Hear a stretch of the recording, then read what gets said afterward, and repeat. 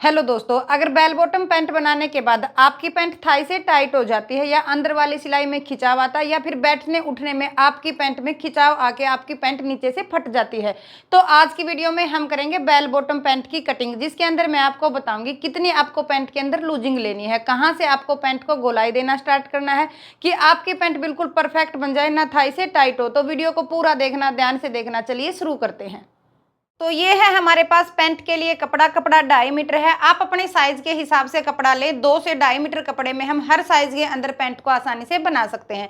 सबसे पहले हम कपड़े को ओपन करके दोनों कानियों को मिलाते हुए कपड़े को डबल फोल्ड कर लेंगे।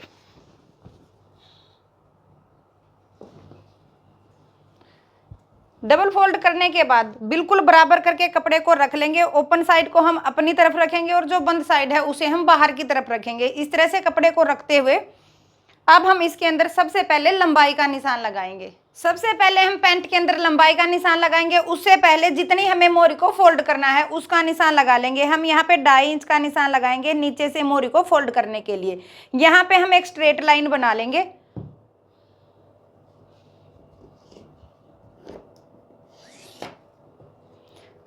अब जो हमने लाइन बनाई है यहाँ से हम लंबाई का निशान लगाएंगे। लंबाई हमें तैयार रखनी है 38 इंच की। 1 इंच की हम इसके अंदर बेल्ट लगाएंगे तो हमें 37 इंच पे निशान लगा लेना है। जो हमारे पास कपड़े के अंदर कानी है, कानी को हम छोड़ देंगे। तो कानी को छोड़ते हुए हम कमर का निशान लगाएंगे। कमर का निशान जब हम लगाते हैं, जितनी हमारी कमर तैयार है, कमर हमारी तैयार है 40 इंच की, इसके अंदर से हम हाफ करेंगे तो हमारा 20 आ जाएगा। जो हमारा हाफ करने के बाद 20 आया है उसके अंदर हम 4 इंच प्लस कर लेंगे।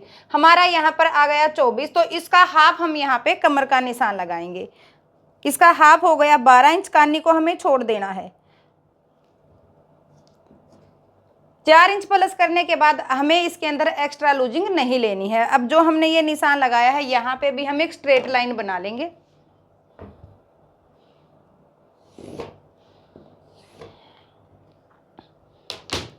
अब हम लगाएंगे आसन का निशान। आसन हम रखेंगे 11 इंच का तैयार। 1 इंच का हमें बेल्ट के लिए ऊपर छोड़ देना है और 11 इंच पे हम यहाँ पे निशान लगा लेंगे। जो हमने ये निशान लगाया है यहाँ पे हम स्ट्रेट लाइन बनाएंगे।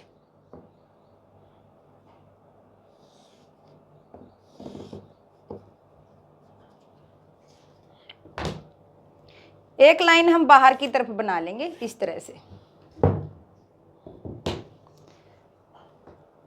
अब हम यहाँ पर गोलाई के लिए एक्स्ट्रा कपड़ा लेंगे। अब हमारे कमर का साइज है 20 इंच, तो हम यहाँ पे 3 इंच गोलाई के लिए कपड़ा एक्स्ट्रा लेंगे। अगर आपके पास 20 इंच से कम साइज है तो आप यहाँ पे 2.5 इंच लें। अगर आपका हैवी साइज है तो आपको यहाँ पर 3.5 इंच कपड़ा एक्स्ट्रा लेना है। इससे आपकी पैंट के अंदर खिंचाव नहीं आएगा। साथ के साथ हम आसन को गोलाई देंगे 1 इंच पर। इस तरीके से आपको यहाँ पे निशान लगाना है और यहाँ से आपको आसन को गोलाई दे देनी है।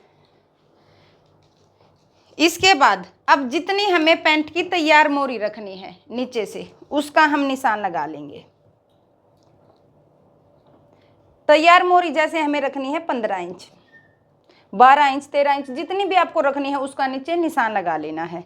जैसे हमने ये जो लाइन बनाई है यहाँ पे भी एक स्ट्रेट लाइन बना लेनी है।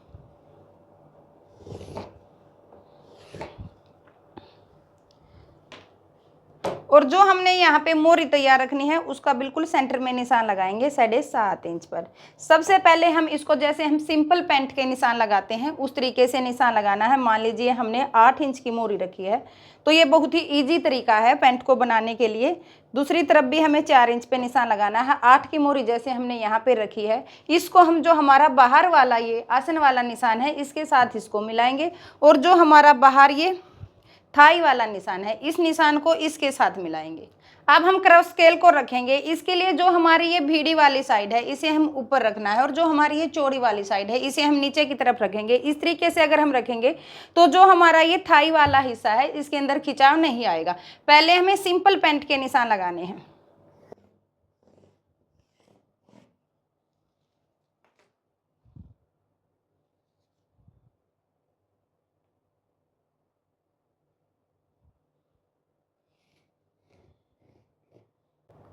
इस तरह से निशान लगाने के बाद अब जितनी हमारी पैंट की तैयार लंबाई है उसके लिए हम घुटने का सेंटर लेंगे। इसके लिए आपको साइज लेने की ज़रूरत नहीं है, आपको जितनी आपकी पैंट की लंबाई है सिर्फ आपको लंबाई के निशान लगाने हैं। उसके बाद आपको यहाँ बिल्कुल इसके सेंटर में निशान लगाना है। जैसे हमारी पैंट की लंबाई है 38 इंच, तो हमें ये निशान लगाना है 19 इंच पे, और यहाँ पे एक स्ट्रेट लाइन बना लेनी है।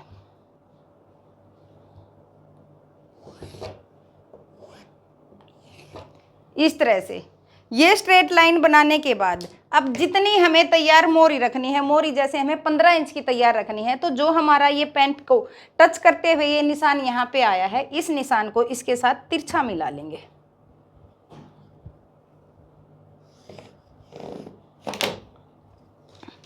इसी तरीके से बाहर की तरफ ये निशान लगा लेंगे।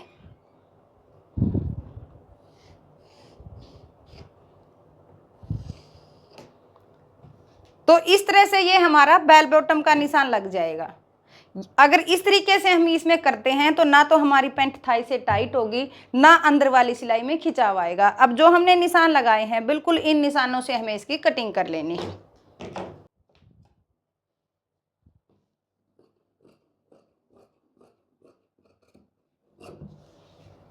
आपको बेल बॉटम के अंदर सिर्फ ये ध्यान रखना है कि जितनी आपकी पैंट की लंबाई है उसके बिल्कुल सेंटर में आपको निशान लगाना है और यहाँ से आपको पैंट को गोलाई देनी है।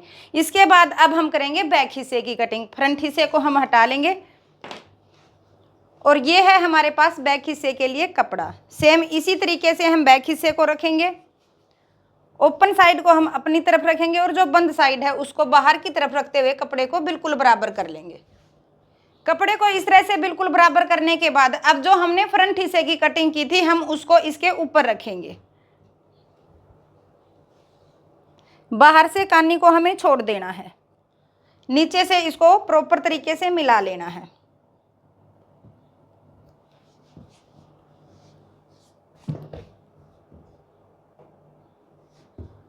इस तरह से रखने के बाद अब जो नीचे से हमारी मोरी वाली साइड है यहाँ पे हमें बाहर की तरफ 2 इंच पे निशान लगाना है। एक निशान हमारा जो आसन है यहाँ से हमें बाहर की तरफ 2 इंच का लगाना है। यहाँ पे भी हमें इस तरीके से एक स्ट्रेट लाइन बना लेनी है। इसके बाद जो हमारा कमर वाला हिस्सा है यहाँ से हमें आसन की तरफ चौड़ाई का एक निशान और लगाना है 2 इंच का। इस तरीके से जो हमने ये निशान लगाए हैं इन निशानों के ऊपर जो हमारा फ्रंट हिस्सा है इसको पीछे की तरफ सरका देना है इस तरह से, और यहां से हमें इसकी कटिंग कर लेनी है।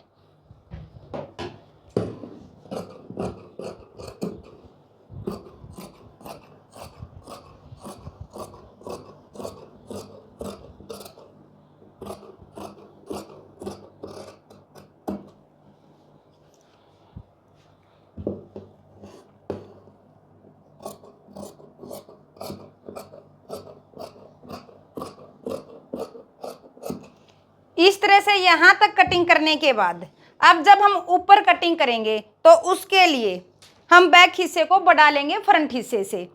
1 इंच हम इसके अंदर ऐड करेंगे जो हमने बेल्ट का लगाना है उसके लिए। उसके बाद हम जितना चौड़ा लास्टिक डालेंगे उससे 1/2 इंच एक्स्ट्रा लेंगे। जैसे हमें लास्टिक की चौड़ाई रखनी है 1.5 इंच, तो हम यहाँ पे 2 इंच कपड़ा एक्स्ट्रा लेंगे क्योंकि 1/2 इंच हमारा सिलाई में जाएगा जब हम इलास्टिक के ऊपर इसको फोल्ड करेंगे।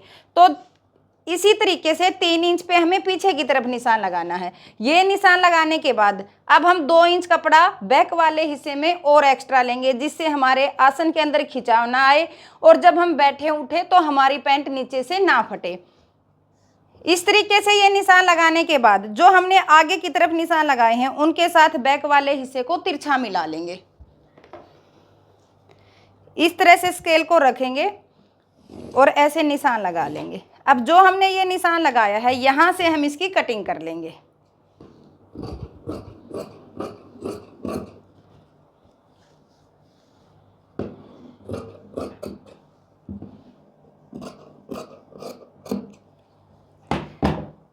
चाहे हम हैवी साइज में बनाएं, चाहे नॉर्मल साइज में बनाएं या बिल्कुल ही 0 साइज में बनाएं, उसके लिए हमें सेम यही तरीका रखना है। पीछे से हमें इसको इस तरीके से मिला देना है जिससे हमारी पैंट बिल्कुल बराबर कटिंग हो जाएगी ना। जब हम इसके अंदर सिलाई लगाएंगे तो अंदर वाली सिलाई में खिंचाव आएगा। अब हम इसको पीछे की तरफ सरकाएंगे इस तरह से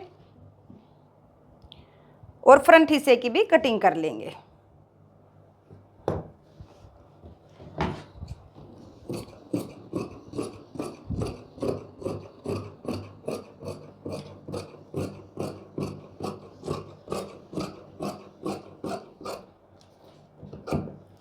इस तरह से ये हमारी बेल बॉटम की कटिंग हो जाएगी, बैक और फ्रंट दोनों हिस्सों की। अब हम बेल्ट की कटिंग करेंगे और पॉकेट की।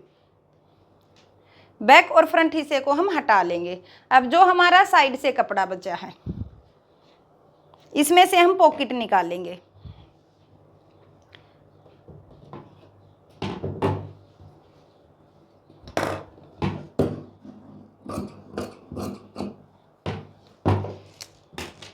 ये जो हमारे पास कपड़ा है जो आसन की तरफ से निकला है इसमें से हम पॉकेट निकालेंगे। पॉकेट की चौड़ाई हमें रखनी है, ये हमारे पास पूरी है 6.5 इंच की। लंबाई हम यहाँ पे रखेंगे 12 इंच की या 13 इंच की।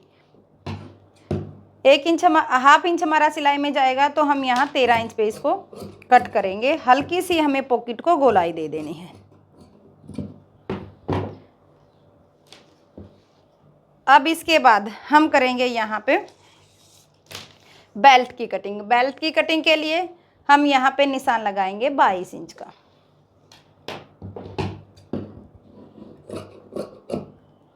और कपड़े को बिल्कुल बराबर कर लेंगे।